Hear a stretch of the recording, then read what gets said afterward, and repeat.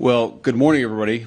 And let me say a couple of notes of appreciation. First of all, to the Prime Minister of Pakistan and to Field Marshal Munir, who were both incredible hosts. And whatever shortcomings in the negotiation, it wasn't because of the Pakistanis, who did an amazing job and really tried to help us and the Iranians bridge the gap and get to a deal.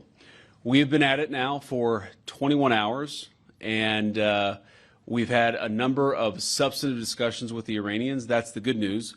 The bad news is that we have not reached an agreement, and I think that's bad news for Iran much more than it's bad news for the United States of America. So we go back to the United States having not come to an agreement.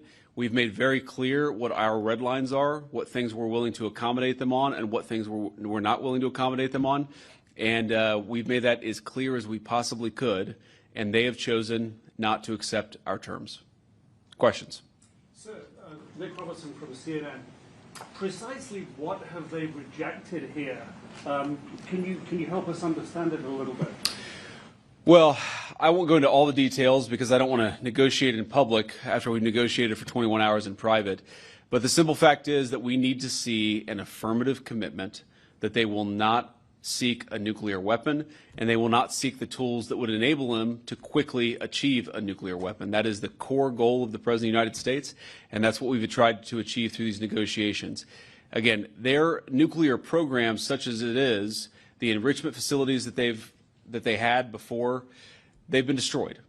But the simple question is, do we see a fundamental commitment of will for the Iranians not to develop a nuclear weapon, not just now, not just 2 years from now, but for the long term? We haven't seen that yet. We hope that we will.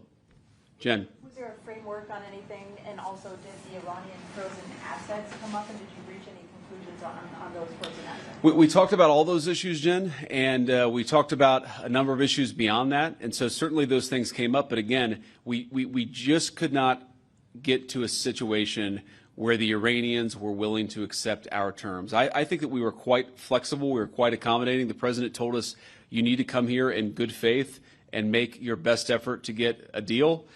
We did that. And unfortunately, we weren't able to make any headway. Preston. Mr. Vice President, how often did you communicate with President Trump throughout the negotiations? There were reports that there were multiple rounds where there were breaks in between negotiations. How often did you communicate with the President throughout those rounds, and what was he saying as you were going through these negotiations that you said fell short? Yeah, obviously we were talking to the President consistently. I don't know how many times we talked to him, a half dozen times, a dozen times over the past 21 hours. We obviously also talked to Admiral Cooper, to Pete, to Marco, to the entire national security team. We talked to Scott Bessent a number of times. So look, we were constantly in communication with the team because we were negotiating in good faith. And we leave here with a very simple proposal, a method of understanding that is our final and best offer. We'll see if the Iranians accept it. Thank you.